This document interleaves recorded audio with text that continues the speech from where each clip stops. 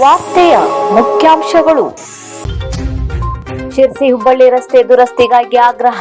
ರಸ್ತೆ ದುರಸ್ತಿಯಾಗದಿದ್ದರೆ ಸೆಪ್ಟೆಂಬರ್ 20 ರಸ್ತೆ ತಡೆ ಎಚ್ಚರಿಕೆ. ಮಧುಕೇಶ್ವರ ದೇವಾಲಯದಲ್ಲಿ ಶರನ್ನವರಾತ್ರಿ ಉತ್ಸವದ ಅಂಗವಾಗಿ ಸೆಪ್ಟೆಂಬರ್ 22ರಿಂದ ಅಕ್ಟೋಬರ್ 2ರವರೆಗೆ ವಿವಿಧ ಧಾರ್ಮಿಕ ಕಾರ್ಯಕ್ರಮ. ಸುಬ್ಬ ದೇವಗೌಡನ ಶವವನ್ನು ಪತ್ತೆ ಹಚ್ಚುವಲ್ಲಿ ಯಶಸ್ವಿಯಾದ ಮಾರಿಕಂಬಾ ಲೈಫ್ ಗಾರ್ಡ್. ಜಿಲ್ಲಾ ಮಟ್ಟದ ಪ್ರಬಂಧ ಸ್ಪರ್ಧೆ ಸಿಂಚನ ಪಟಗಾರ್ ದ್ವಿತೀಯ. ಸಿದ್ದಾಪುರ ತಾಲೂಕನ್ನು ಇಲ್ಲಿಂದ ಬೇರ್ಪಡಿಸಲು ನಾವು ಬಿಡುವುದಿಲ್ಲ, ಉಪೇಂದ್ರ ಪೈ.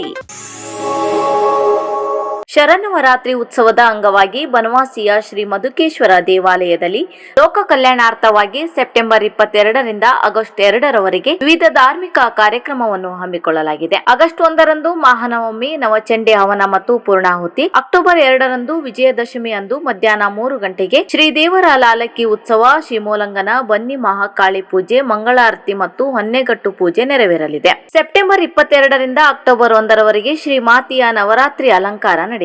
ಪ್ರತಿದಿನ ಸಂಜೆ ಶರನ್ನವರಾತ್ರಿ ಸಾಂಸ್ಕೃತಿಕ ಹಾಗೂ ವಿವಿಧ ಮನೋರಂಜನಾ ಕಾರ್ಯಕ್ರಮ ನಡೆಯಲಿದೆ ಎಂದು ಎ ಗ್ರೇಡ್ ತಹಸೀಲ್ದಾರ್ ಹಾಗೂ ಮಧುಕೇಶ್ವರ ದೇವಾಲಯದ ಆಡಳಿತ ಅಧಿಕಾರಿಯಾದ ರಮೇಶ್ ಹೆಗಡೆ ತಿಳಿಸಿದ್ದಾರೆ.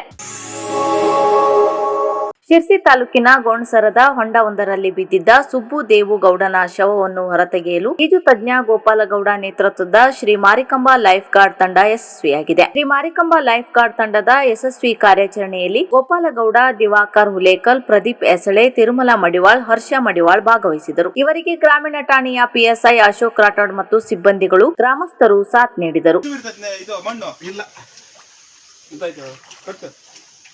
ಕಟ್ಟಕ್ಕೆ ಅದಕ್ಕೆ ಒಂದು ಓಟಿ ಬೇಕಿತ್ತು. ಎಲ್ಲಕ್ಕಾಗಲಿಗೆ ನಾ ಬರ್ಬೇಕು.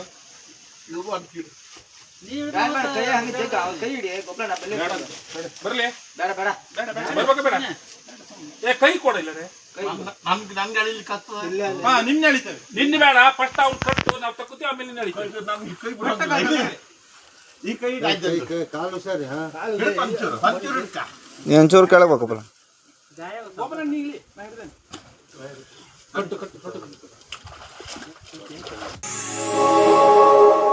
ಹಿಂದಿ ಚಿತ್ರಣದಂತಾಗಿರುವ ಶಿರ್ಸಿ ಹುಬ್ಬಳ್ಳಿ ಮುಖ್ಯ ರಸ್ತೆಯನ್ನು ಕೂಡಲೇ ದುರಸ್ತಿಪಡಿಸಬೇಕೆಂದು ಆಗ್ರಹಿಸಿ ಶಿರ್ಸಿ ಹಾವೇರಿ ರಸ್ತೆಯಲ್ಲಿ ಬರುವ ನೊಂದ ಸಾರ್ವಜನಿಕರು ಎಪಿಎಂಸಿ ಮಾಜಿ ಅಧ್ಯಕ್ಷ ಸುನಿಲ್ ನಾಯ್ಕ್ ನೇತೃತ್ವದಲ್ಲಿ ಸಹಾಯಕ ಆಯುಕ್ತರಿಗೆ ಹಾಗೂ ತಹಸೀಲ್ದಾರರಿಗೆ ಮನವಿ ನೀಡಿದರು. ಶಿರ್ಸಿ ಹಾವೇರಿ ರಾಷ್ಟ್ರೀಯ ಹೆದ್ದಾರಿ ರಸ್ತೆಯನ್ನು ಗುತ್ತಿಗೆ ಹಿಡಿದವರು ಯಾವುದೇ ನಾಮಫಲ ಅಳವಡಿಸದೆ ವಾಹನದಾರರಿಗೆ ತೊಂದರೆಯಾಗುವಂತೆ ಕೆಲಸ ಮಾಡಿ ಹೋಗಿದ್ದಾರೆ. ಕಳೆದ 3 ವರ್ಷಗಳಿಂದ ದುರಸ್ತಿ ಕಾಣದ ಈ ರಸ್ತೆಯಲ್ಲಿ ಹಾಕಿದ ಜಲ್ಲಿ ಪೌಡರ್ನಿಂದ ಹಾರಿ ಬರುವ ಧೂಳು ಜನರ ಅನಾರೋಗ್ಯಕ್ಕೆ ಕಾರಣವಾಗುತ್ತಿದೆ. ಆದ್ದರಿಂದ ತಕ್ಷಣಕ್ಕೆ ರಸ್ತೆ ದುರಸ್ತಿಯಾಗದಿದ್ದರೆ ಸೆಪ್ಟೆಂಬರ್ 20ರಂದು ರಸ್ತೆ ತಡೆ ಮಾಡಲಾಗುವುದೆಂದು ಮನವಿಯಲ್ಲಿ ಎಚ್ಚರಿಕೆ ನೀಡಲಾಯಿತು.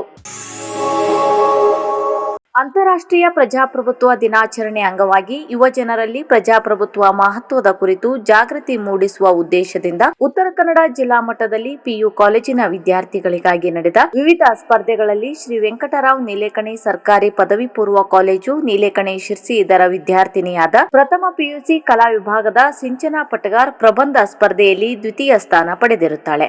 ಈ ಯಶಸ್ಸಿಗೆ ಕಾಲೇಜು ಅಭಿವೃದ್ಧಿ ಸಮಿತಿ ಸದಸ್ಯರು, ಪ್ರಾಚಾರ್ಯರು ಹಾಗೂ ಉಪನ್ಯಾಸಕರು ಅಭಿನಂದಿಸಿದ್ದಾರೆ.